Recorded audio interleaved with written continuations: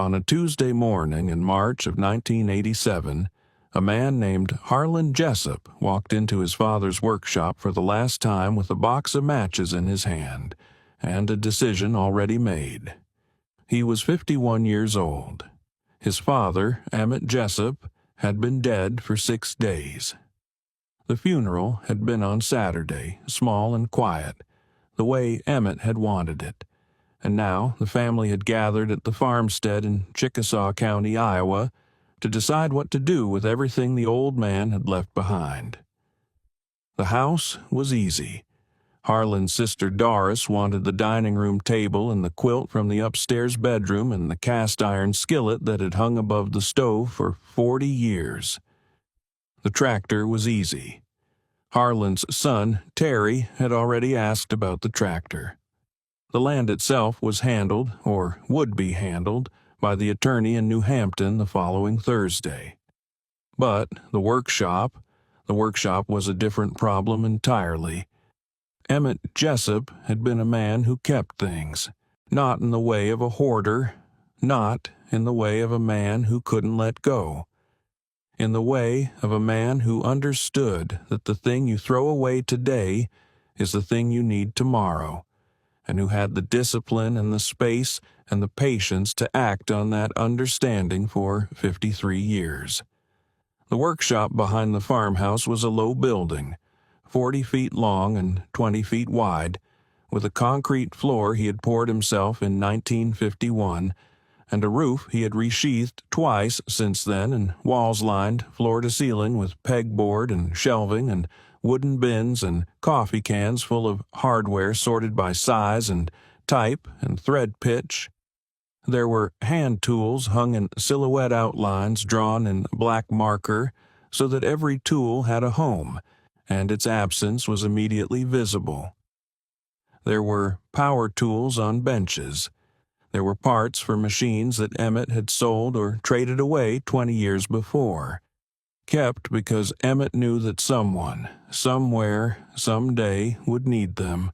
There were engines in various states of disassembly. There were coils of wire and rope and chain sorted by gauge. There were drawers full of bearings and bushings and seals. There were things that nobody in the family could identify, and things that everybody recognized but nobody had seen used in decades. Harlan had looked at all of it that morning and felt something he was not proud of feeling. He had felt overwhelmed. He had felt the weight of it, the sheer accumulated mass of his father's 53 years of careful, patient, disciplined keeping, and he had thought, I cannot sort this. I cannot sell this. I cannot move this. I cannot deal with this. And so he had walked to the hardware store in Nashua and bought a box of matches and come back with the intention of simplifying the problem in the most direct way available to him. He was standing in the doorway of the workshop with the matchbox in his hand when his wife, Lorene, came around the corner of the house and said, Harlan, don't. He said, There's no other way. She said, There's always another way. You just don't want to find it. He didn't burn the workshop down. He put the matches in his jacket pocket and walked back to the house and sat at the kitchen table and stared at the wall for a while. That might have been the end of the story. The workshop sitting untouched for months, then years, then decades, slowly collapsing under the weight of its own contents, the tools rusting, the parts corroding, the knowledge encoded in all of it dissolving back into entropy the way things do when nobody tends them. That might have been the end, except that 3 days later, a man named Burton Vandermeer knocked on Harlan's door. Let me tell you about Burton Vandermeer, because you need to understand the man before you can understand what he did in that workshop, and what he found behind the pegboard, and why it matters. Burton Vandermeer was 64 years old in March of 1987. He farmed 280 acres in the eastern part of Chickasaw County, land his grandfather had broken in 1903 and he had been farming it since he was 19 years old, and his father had handed him the keys and said, "Your turn." He was a compact man, not tall, with hands that were wide across the knuckles and permanently stained at the creases with something that no amount of washing entirely removed, a combination of grease and soil and the particular oxidation that comes from decades of handling iron. He wore canvas work pants and a flannel shirt and a seed cap from a company that had been bought out and renamed twice since he'd gotten the cap, and he wore them the way a man wears clothes he doesn't think about because he has more important things to think about. Burton was not a collector in the way that word is usually meant. He did not attend auctions for sport. He did not subscribe to magazines about antique machinery. He did not have a display room or a museum piece mentality about any of it. What Burton had was a working understanding of mechanical history that went back to his grandfather's time, an understanding built not from books but from use, from necessity, from the particular education that comes from being the person responsible for making things run when things stop running and there is no one else to call and the crop is not going to wait. He had grown up in a farmhouse where the workshop was the most important room on the property, where the ability to fix what was broken was a survival skill and not a hobby, and where the tools and machines and parts accumulated not as collectibles, but as insurance against future need. He had known Emmett Jessup for 40 years. They had not been close friends. Emmett had not been a man who cultivated close friendships, but they had been the kind of neighbors who understood each other without much needing to say so, who could stand at a fence line and talk about a mechanical problem for 20 minutes and part ways feeling that something useful had been exchanged. Burton had heard about Emmett's death from a neighbor, and he had gone to the funeral on Saturday, and he had shaken Harlan's hand and said he was sorry, and he had meant it. And then he had gone home and spent 3 days thinking about the workshop. He knew what was in there. Not specifically.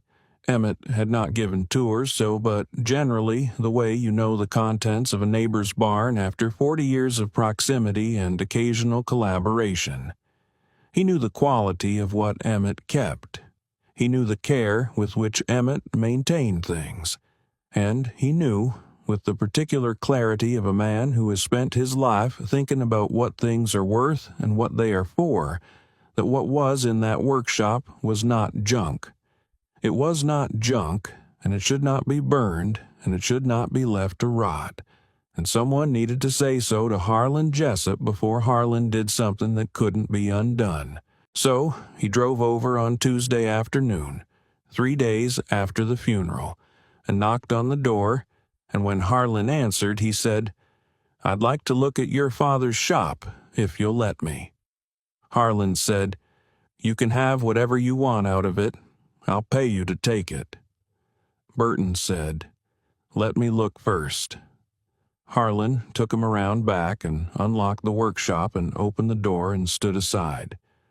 Burton walked in and stood still for a moment, the way a man stands when he walks into a church or a library. Not reverent exactly, but attentive, conscious of being in a space that has a particular kind of weight to it. Then he started moving through it slowly, the way a man reads a book he intends to understand rather than simply finish.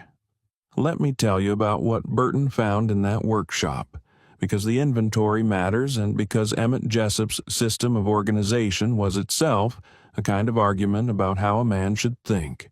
The hand tools were hung on the pegboard in groupings that made sense only if you understood the sequence of operations in a particular kind of repair.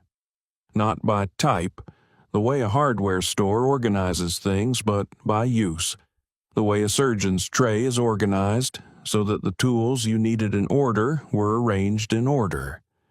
Burton recognized the logic immediately and felt a small pang of something he couldn't quite name. Admiration, maybe, or grief, or the particular feeling you get when you encounter evidence that someone thought carefully about something you also think carefully about, and you realize you will never be able to talk to them about it. The wrenches were Craftsman and Proto and Snap-on, some of them 50 years old, kept in better condition than tools half their age. The sockets were sorted by drive size and thread standard.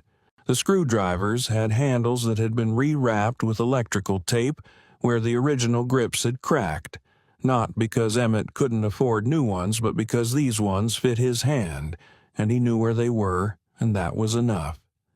The power tools were older but functional. A drill press from the 1960s, a bench grinder, a band saw that had been retrofitted with a newer blade guide. The welding equipment was in the corner. An old Lincoln arc welder, a torch set with tanks that would need to be tested before use, a collection of rod and wire in sizes that suggested Emmett had welded everything from sheet metal to structural iron at one time or another. The parts bins were the most remarkable thing. 3 walls of wooden bins, each one labeled in Emmett's handwriting with a system that Burton spent 10 minutes decoding before he understood it. Not a catalog system, not an alphanumeric code, but a system based on the machines the parts had come from and the machines they were compatible with, cross-referenced in a way that assumed the user already knew what they were looking for and needed only to be directed to the right drawer. There were parts for International Harvester equipment going back to the 1940s. There were parts for Ford tractors and Oliver tractors and Minneapolis Moline equipment.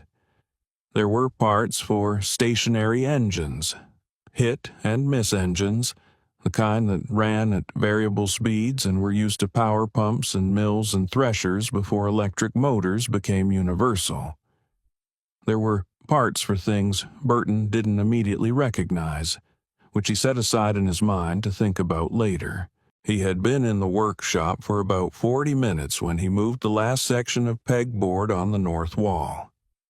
Now, let me pause here and ask you something. Have you ever been in a space, a basement, a barn, an attic, where someone had clearly put something behind something else not to hide it exactly, but to protect it from casual attention? Not a secret, but a deliberate placement that said, "This is not for everyone. This is for the person who knows what they're looking at." That's what Emmett Jessup had done on the north wall of his workshop. The pegboard section was hinged. Burton noticed it because the shadow gap at the edge was slightly wider than the others, and because the pegboard itself was bare. No tools hung on it, which was the only bare section in the entire workshop. He pulled it open, and it swung on hinges that had been oiled recently enough that they made no sound. And behind it was a space roughly 8 feet wide and 6 feet deep, and in that space, covered with canvas tarps that had been folded and laid with the same care Emmett applied to everything, was something that Burton Vandermeer had not expected to find. He pulled the tarps back one at a time. What was underneath was a 1929 Letts grain grinder, complete and intact, with the original burr stones and the power takeoff attachment, and the feed hopper and the discharge chute, and every adjustment mechanism in working order. Next to it was a hand-powered fanning mill from approximately 1910, the kind used to clean and sort grain by blowing chaff away from seed, with the original canvas baffles and the crank handle and the adjustable screens for different grain sizes. Next to that was a set of wooden grain measures, pecks and half-pecks and bushels, hand-turned from what looked like cherry wood with brass fittings at the rims, the kind of measures that had been used to settle disputes at market for 100 years before standardized weights and measures made them obsolete.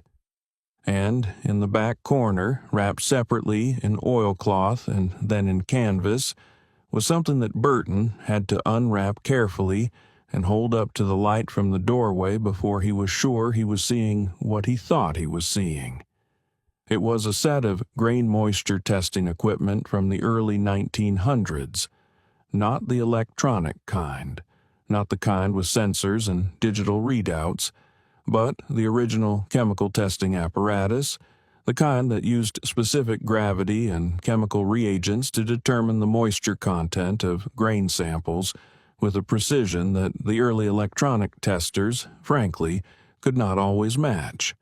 There was a brass hydrometer in a fitted wooden case. There were glass sample tubes in a rack. There were small bottles of reagent sealed with wax. There was a printed instruction card laminated in some kind of early plastic coating and handwriting that was not Emmett's, older than Emmett, which meant this equipment had come to Emmett from someone else, which meant it was at least 2 generations old by 1987. Burton stood in that hidden room for a long time without moving. Then he walked back out to where Harlan was leaning against the workbench with his arms folded and said, "Harlan, I need you to come look at something." Harlan came and looked. He stood in the hidden room and looked at what his father had kept there, and Burton watched his face go through several things.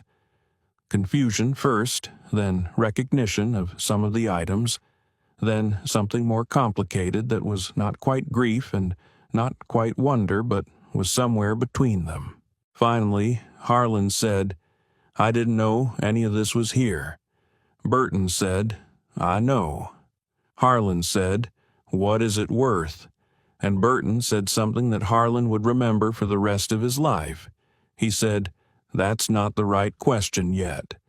Let me tell you about what Burton did over the next 3 weeks, because the process matters as much as the outcome, and because the process reveals something about how Burton Vandermeer understood the relationship between things and knowledge and time.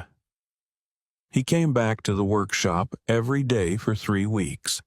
He came in the morning, after his own chores were done, and he stayed until early afternoon, and he worked through the contents of the workshop systematically, the way Emmett had organized it, not by his own logic, but by Emmett's, following the system rather than imposing a new one, because Burton understood that Emmett's system encoded information that a different system would destroy. He brought a notebook, a standard composition book, black and white cover, and he wrote down everything he found. Not as a catalog exactly, but as a narrative, the way you'd describe a place to someone who had never been there and needed to understand it before they could navigate it. He identified 847 distinct items in the workshop, not counting individual fasteners and small hardware. Of those, he assessed 312 as having what he called working value, meaning they could be put to use immediately by someone with the right equipment. He assessed 89 as having historical value, meaning they were examples of technology that was no longer in production and that represented specific solutions to specific problems in ways that the historical record did not always capture. He assessed 23 as having what he called research value, meaning he didn't know exactly what they were or what they were for, and he wanted to find out before anyone decided what to do with them. The hidden room, contents he cataloged separately, and he did not assign value categories to them. He simply described them in detail, and noted that they required a different kind of assessment than he was qualified to provide. At the end of 3 weeks, he sat down with Harlan and Lorene at the kitchen table and opened his composition book and went through it, page by page, for 2.5 hours. He told them what was there. He told them what it was worth in working terms and in historical terms. He told them what he didn't know and what he thought they should find out. And at the end of it, he said, "Your father kept this shop the way some men keep a library. Everything in it is there for a reason. Before you decide what to do with any of it, I think you should understand the reasons." Harlan sat with that for a moment. Then he said, "You think someone would want to buy it? The whole thing?" Burton said, "I think several people would want to buy parts of it.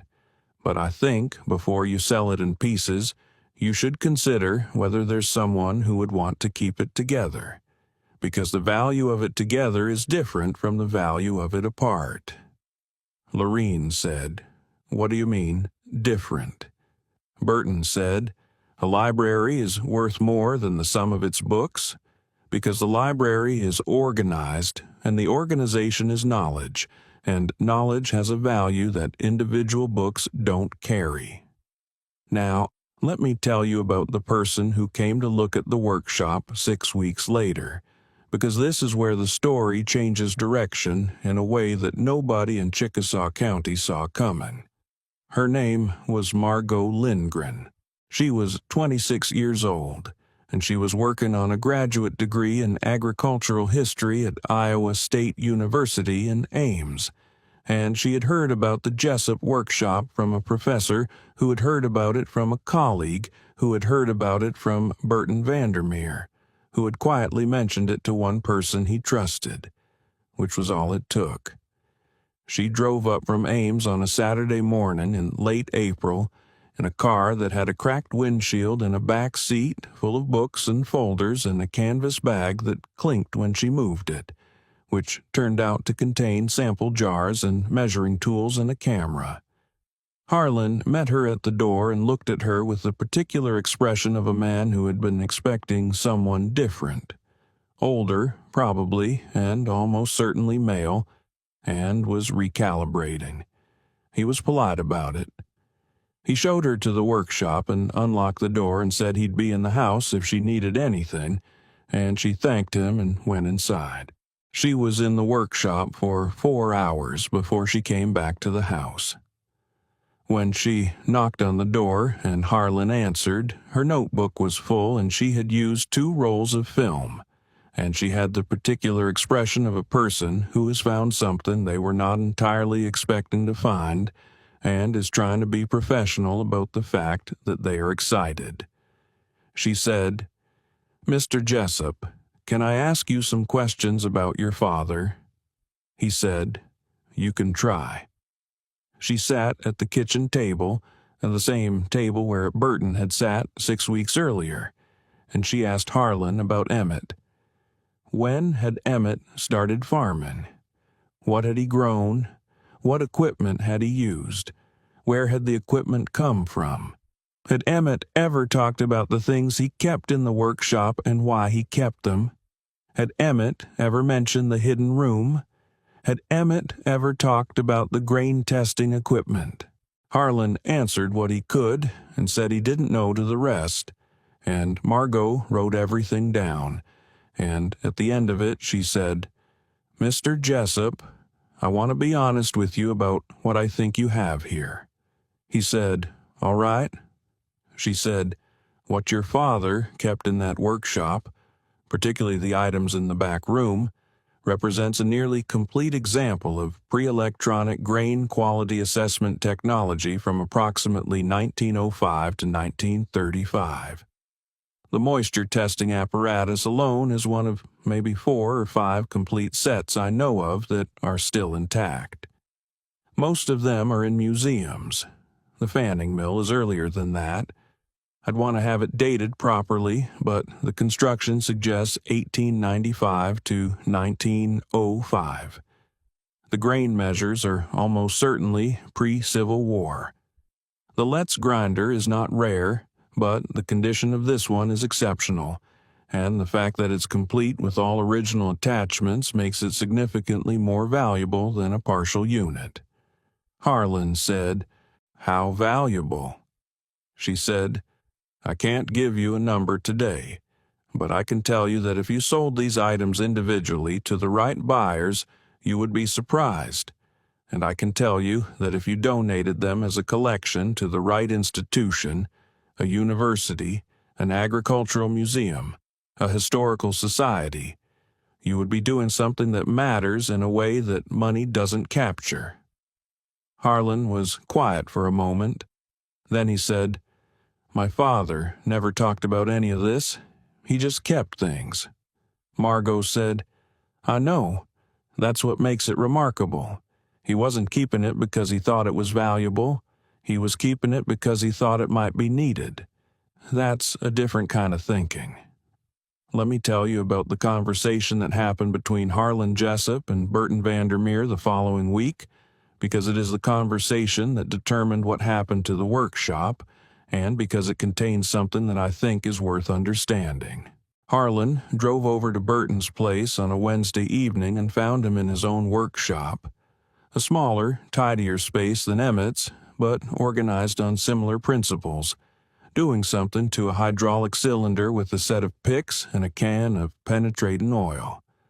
Harlan sat on a stool and watched him work for a few minutes without saying anything, and Burton let him, because Burton was the kind of man who understood that sometimes a person needs to be in a place before they're ready to say what they came to say. Finally, Harlan said, "That woman from Iowa State. She says Dad's stuff is important." Burton said, "I know." Harlan said, "Did you know that when you came over?" Burton set down the pick and looked at Harlan directly. He said, "I knew it was good. I didn't know how good." Harlan said, "Why didn't you just tell me that when you first came over? You could have just said, 'This is worth something, don't burn it.'" Burton picked up the pick again and went back to the cylinder. He said, "Because if I'd said that before, you'd seen it yourself. You'd have thought I wanted to buy it cheap. And if you'd thought I wanted to buy it cheap, you'd have gotten defensive, and you'd have either sold it to the wrong person or burned it out of spite. People do that. They burn things out of spite when they think someone else wants them." Harlan sat with that for a moment. Then he said, "That's a complicated way of thinking about it."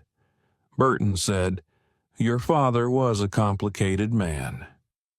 What happened over the following 18 months was not simple and did not unfold the way anyone had predicted, which is usually how the best things happen. Margot Lindgren came back to the workshop 4 more times. She brought colleagues, a professor of agricultural engineering, a curator from the State Historical Society of Iowa, a retired implement dealer from Waterloo who had spent 40 years in the business and had a particular expertise in pre-war grain handling equipment. Each of them spent time in the workshop. Each of them wrote things down. Each of them left with the particular expression of a person who has been somewhere they didn't expect to be and is still processing it. The retired implement dealer. His name was Glenn Ostrander, and he was 73 years old and had forgotten more about grain handling equipment than most people ever knew. Spent 6 hours in the workshop on his first visit and came back 2 weeks later and spent 8 more. He was the one who identified the grain testing equipment precisely. He said the hydrometer and case were from approximately 1908, manufactured by a company in Chicago that had gone out of business in 1923. He said the reagent bottles, based on the wax seal composition and the bottle glass, were original, meaning they had been filled and sealed in the early 1900s and had never been opened. He said the instruction card was in the handwriting of a man named Aldous Fitch, who had been an agricultural chemist at what was then Iowa State College in the first decade of the 20th century, and who had developed the testing protocol described on the card as part of his work on grain grading standards. When Glenn told Margot this, she sat down on a workbench stool and was quiet for a moment. Then she said, "Aldous Fitch." Glenn said, "You know the name." She said, "He's a footnote in 3 different papers I've read about the development of grain grading standards. Nobody knows what happened to his original testing apparatus. It was assumed lost." Glenn said, "Well, it was in Chickasaw County." Let me tell you about how the Jessup workshop became what it is today, because the path from Harlan standing in the doorway with a box of matches to what exists now is not a straight line, and the detours matter. The first decision Harlan made, after all the visits and all the conversations and all the notebooks full of other people's assessments of what his father had kept, was that he was not going to sell it in pieces. Burton had told him that the library was worth more than the sum of its books, and Harlan had understood that intellectually in the kitchen that first evening, but it took him a while to understand it in the way that produces action rather than just agreement. What finally made him understand it was a conversation with his son, Terry, who was 28 years old and had grown up in that farmhouse and had played in that workshop as a child, and had, it turned out, a memory of the hidden room that he had never mentioned to anyone. Terry said, "I knew about the room. Dad showed it to me once when I was about 10. He said, 'This is where I keep the things that people forgot how to need.' I didn't know what that meant then."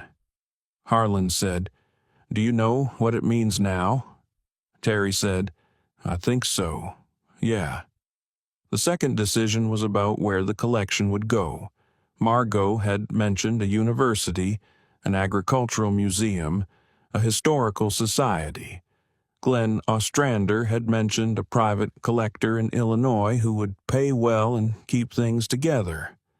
Burton, when asked, said he thought the right place was somewhere people could see it and learn from it, not somewhere it would be kept in climate-controlled storage and brought out for specialists. He said, "Your father didn't keep this stuff so it could sit behind glass. He kept it because it worked, and because knowing how it worked was knowledge worth keeping." The conversation that settled the question happened at the kitchen table again. It was always the kitchen table, which is where decisions get made in farmhouses, has always been, probably always will be, with Harlan and Lorene and Terry and Margot and Burton all present, which was an unusual gathering for a Tuesday night in Chickasaw County, Iowa. But the situation was unusual, and the people had found their way to each other through the particular gravity that important things exert. Margot said that Iowa State had expressed interest in the collection, specifically the grain testing apparatus and the fanning mill, as research objects, meaning they would be studied and documented and made available to scholars. She said the Historical Society of Iowa had expressed interest in the workshop itself as a site, meaning the building and its contents as an intact example of mid-century farm workshop culture.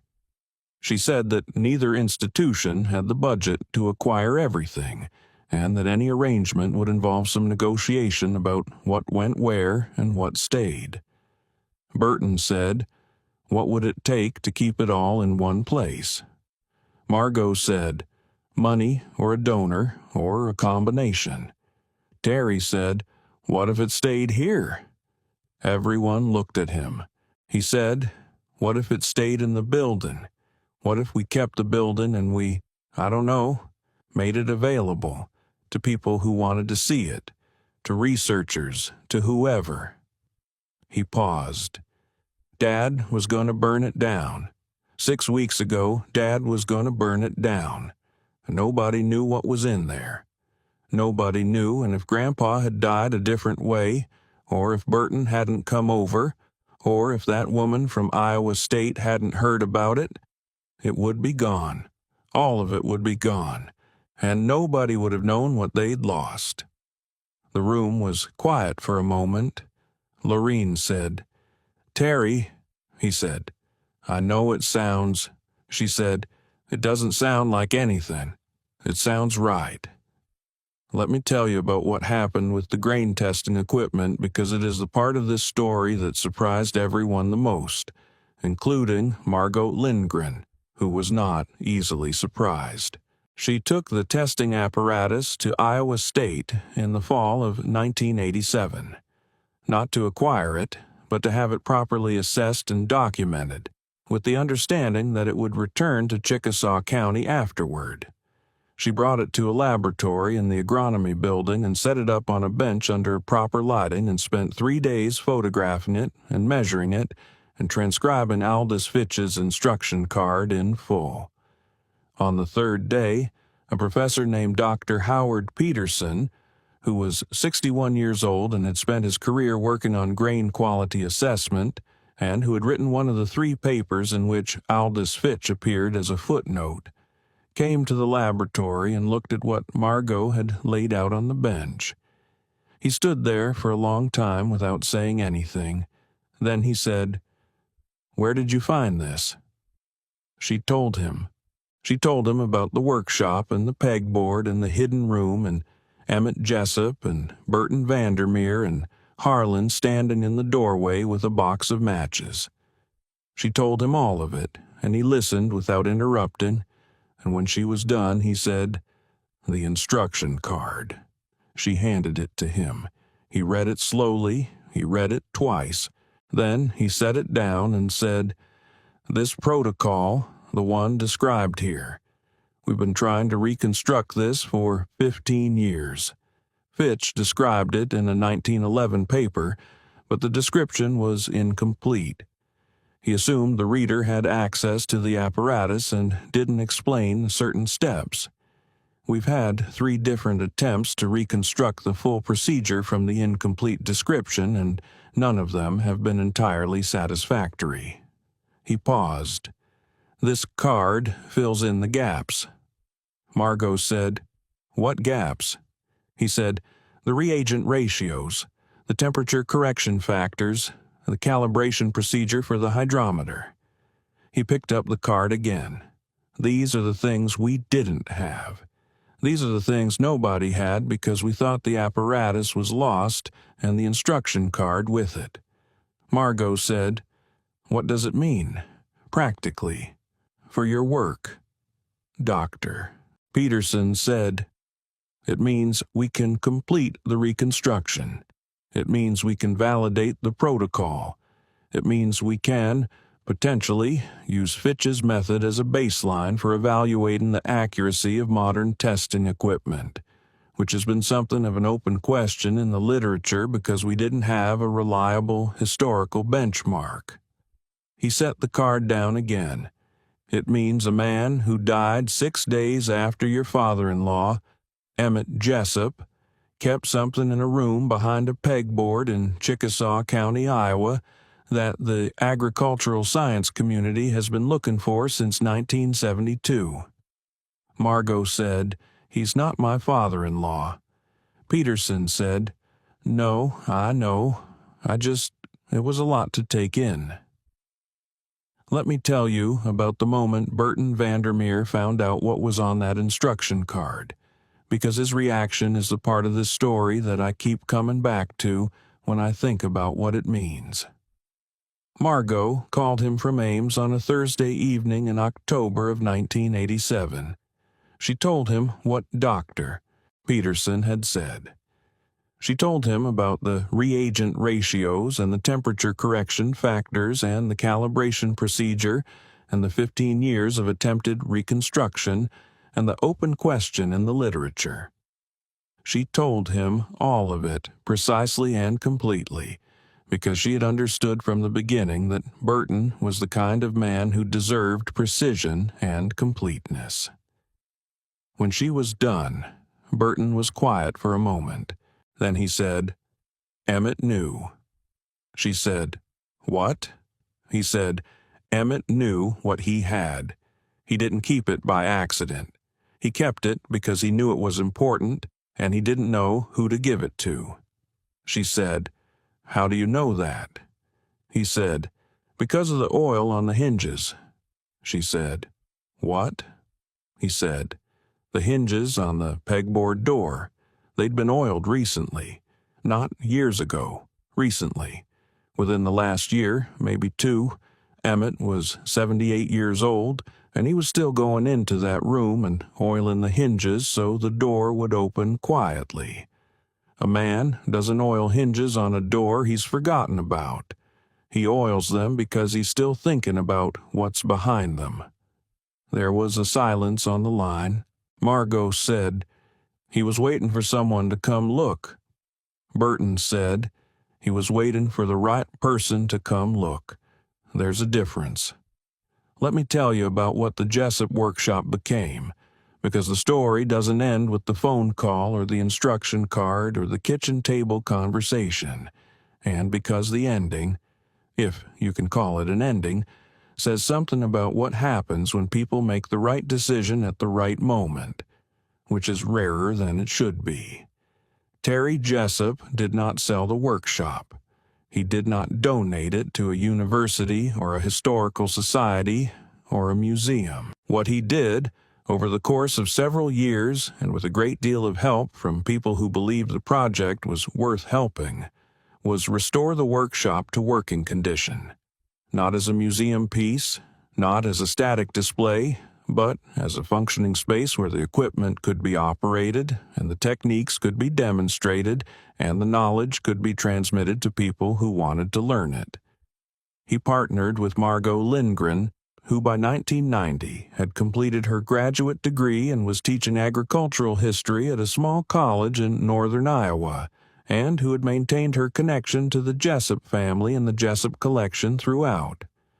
He partnered with the State Historical Society of Iowa, which provided documentation support and helped establish the workshop as a registered historic site. He partnered with a network of agricultural heritage organizations that had been quietly doing this kind of work for years, preserving not just objects but the knowledge of how to use them, which is a different and harder thing. The grain testing apparatus went back to Chickasaw County in the spring of 1988, accompanied by a full documentation package prepared by Dr. Peterson's laboratory and a paper that Margot co-authored with Peterson that was published in an agricultural history journal, and that described the Fitch Protocol in complete detail for the first time.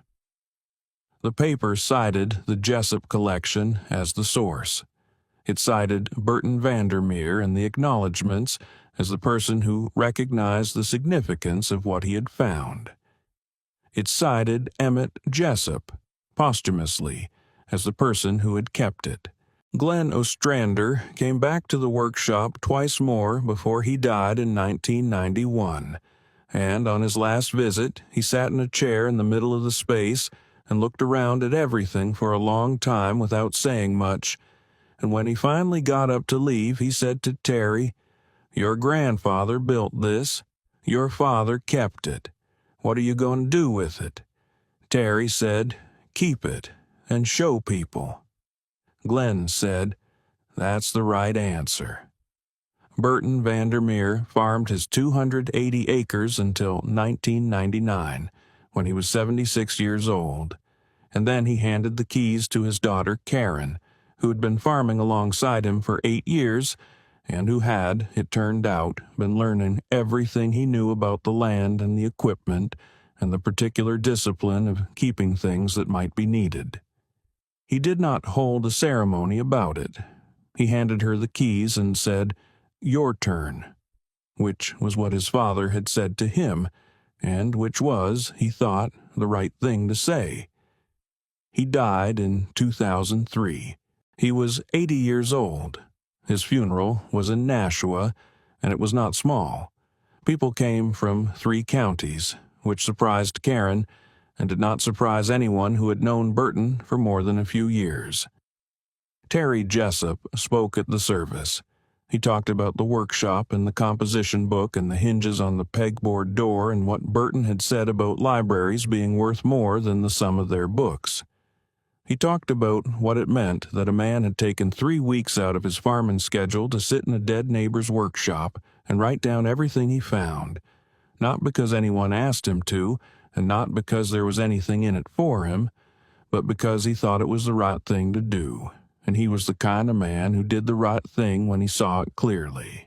After the service, Karen found Harlan Jessup,